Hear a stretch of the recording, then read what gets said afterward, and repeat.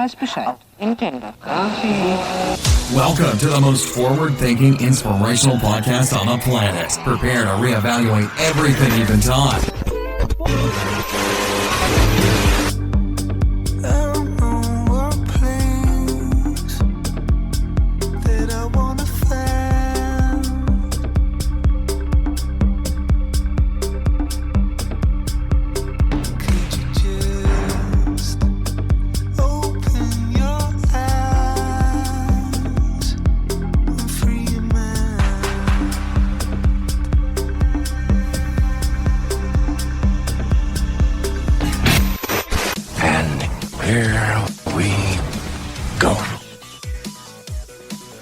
On Facebook the other day, it was a meme. It had Drake staring at his phone frustratedly, I suppose you could say. One could say.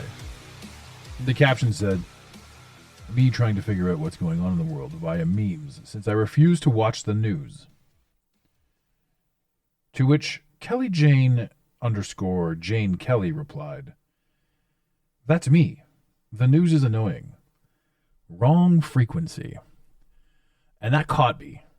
You know, we talk about frequencies a lot. We talk about vibing up, changing frequencies, understanding certain things. And it's a peculiarity to me to be in a situation where I'm forever growing in my own head, in my own mind, and the things that I say, think, feel, and do. And, you know, when you see this, the news, wrong frequency. It's been so long since I've been able to watch the news. Like, I actually turn it on and I get like, I don't know, upset. And it's not that I'm upset with the person who's doing her job and reading from a piece of paper. You know, I guess I sort of look at it all and go, all of it, every last ounce of everything that's going on in there. It's strange. It's just lies. It's propaganda. It's the intent and decision to deliver a message in a certain way that is unbecoming of what's right. And I had to ask myself, like, has it always been this way? Has it always been this fraudulent? Or have I just noticed it more now? And I think when you ask, or who you ask, depending on who you ask, you're going to get a multitude of different questions or different answers. But I honestly think that I think it hasn't changed. I think if you really look back on news events and news castings from all yesteryear and all that sort of stuff, you realize that even though we may not have been in tune with the message they were portraying, they were still portraying a message. And I'm saying all this because I'm talking about, I want to get into, and I'm going to get into your past, yours. It is fascinating how we live in a space where every single thing that we know, say, think, and do was handed to us. An ideology was handed to us. Some sort of theory somewhere was told to us amongst a million other theories. All kinds of everything was told to us. And we latched on to one idea and decided that this was the way it is. And this one idea is just a compartment of a piece. It's why some people started smoking and other people didn't. Some people started drinking and other people didn't. Some people started getting violent and abusing their wives and others didn't. Amber Heard started abusing Johnny Depp. We get this ideology, this sense of self, this sense of creation inside of us that says we are this person and we have to act this way to defend the idea that we are this person. Meanwhile, it can be said that nothing is real. Everything is obviously from frequency, from energy. We live in a realm where when they split the smallest known building block of society, they did split it. Inside was quarks, and quasons, pure energy. So if everything solid is built out of pure energy, that means that you yourself are built out of pure energy, which means you are built from the exact same building blocks that all of the cosmos across all of time have ever been built from. You are a collection of building blocks. You're a collection. Right? You're formed, your physical form came from this realm, came from this energy, this essence, We transferred certain things. We ate our nice, tasty lettuce in our friendly neighborhood cow, and we got bigger. And all the while, we're making excuses and stories and this, that, and the other thing for all the things that we think we're supposed to have and or think we're supposed to be. And in amongst all of this, there's a piece of us that will always shit on ourselves. A piece of us that will always doubt our ability. A piece of us that will always hold certain things. And again, we hear these things, these messages, this message in particular. A leopard can't change its spots, which again ties back into your past. If we're going to accuse somebody of not being able to change, then in turn, we're going to say to ourselves subconsciously that we can't change. And if we think we can't change, we typically don't change our minds. Meanwhile, absolutely everything about us on every aspect of absolutely everything is forever changing. Yet we decide to fight ourselves and our knowledge and our comprehension of everything and say, no, I can't change. You can't change. It can't change. A leopard can't change its spots. Meanwhile, I can't watch the news. You can't watch the news. Well, maybe some of you can. And go ahead if you can. I mean, everybody's at a different level. Everybody's at a different level in this game. Everybody's in the same sandbox playing a different game. Everybody's having the same experiences. Everybody's having the same experiences, but they're entirely unique and different to you based on your perspective, based on your existence, based on your experience and how you were trained to live and grew up and everything that happened to you, everything that you did. That time you stubbed your toe wherein somebody else didn't, you now have a new perspective on a new different thing. So we have an entire world of people who believe that somebody else can't change their spots. The same group of people are understanding and comprehending frequencies a little bit more. Now, granted, a lot of us are waking up to this realization. And granted, we all had to grow through this to understand this more. We had to feel the pain to understand that the answer was in the pain. Whatever the pain was the lesson. I read somewhere that those who create and enjoy the journey are living a life much better than those who are only locked into a destination. Because if we think about this, just like, man, your whole life is designed for you to have experiences. And the minute you attain the thing you want in any aspect, you typically want to keep going. You want something more. You want something bigger. You want something better. You want, all your whole life you wanted to have a wife or a husband. Now you have a wife and a husband. Now you want kids, right? So there's always that attaining. And there are people that are so locked into the goal that they're completely missing out on the life pattern.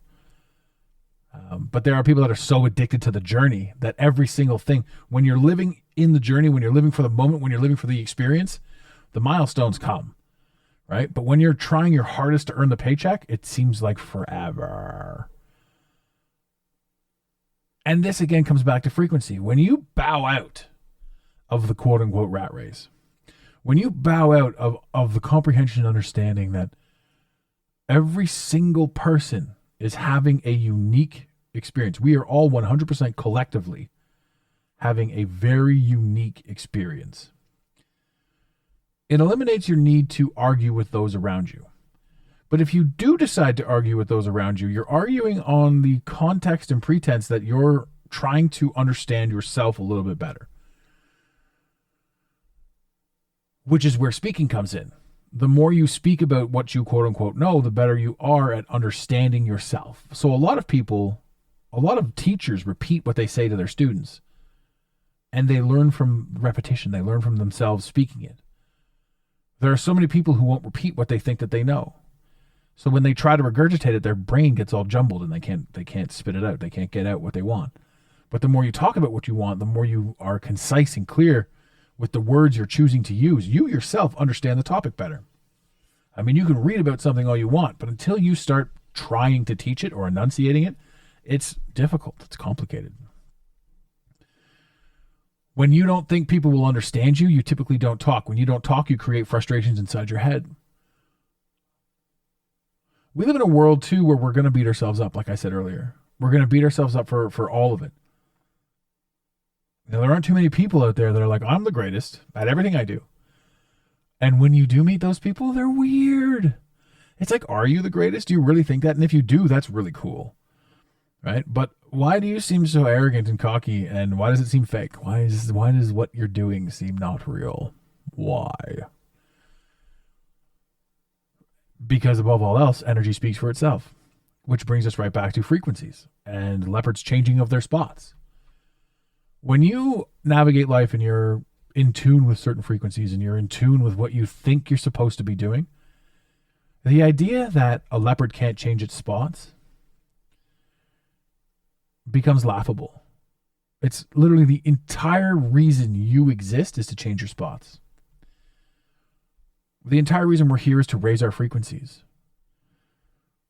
That woman said that the news isn't on her frequency anymore. And that was an epiphany moment for me. So thank you for that comment. It is the wrong frequency. And at one point in my life, it was the right frequency. At one point in my life, I was watching the news. I wanted to know. I wanted to be informed as to what was going on in the world. But the more you travel that route, the more you realize it's all a show. It's all a game. It's all play. It's all make-believe. And if it's all make-believe, what's the purpose of it all? Why is it all make-believe? Why? What comes next? What comes next when you see past the illusion of all of the stories? When you see past the illusion, like, where do we go? It's this moment of self-realization, this essential disbelief, and this comes from a lifetime of indoctrination. I mean, we're looking at the universe right now, doing it's not the universe, but we're looking at players in the universe, trying to divide the family unit. They've been doing it forever. They're trying to bastardize man, woman, and child, and using it under the guise of ignorance if you don't agree. And when you look at this stuff, you can say to yourself, okay, well, I don't want to piss off the majority, right? I don't want to seem ignorant in a world that's waking up to certain things, right? But herein lies the rub, because the people that are waking up to that boys can have babies and that mother should be replaced with birthing parent, I mean, that's absurd. And we're allowed to have our opinions, and we're allowed to stand on our opinions, and we're allowed to discuss our opinions, and we're allowed to understand where people are coming from. But we're not, like, what's the point in fighting, right? The same institutions that have told us all these things, are gearing us up to fight each other. And the more that we fight each other, the less we pay attention to them. And if you keep going down that rabbit hole, it's going to sound like you're fighting, right? Because theoretically you are. But you're not actually fighting who you think you're fighting. You're only fighting you.